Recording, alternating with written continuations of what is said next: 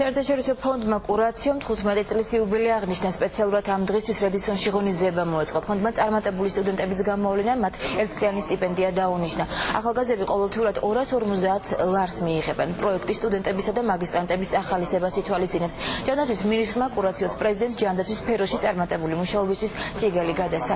ფონდი კურაციო 1994 წელს დაარსდა, ორგანიზაციას 1000-ზე მეტი პროექტი და ანალიტიკური კვლევა აქვს განხორციელებული. Დაინტერესება სტუდენტების მხრივ, ვინც სამედიცინო განათლებას ღებულობს საქართველოში, სამწუხაროდ საკმაოდ დაბალია.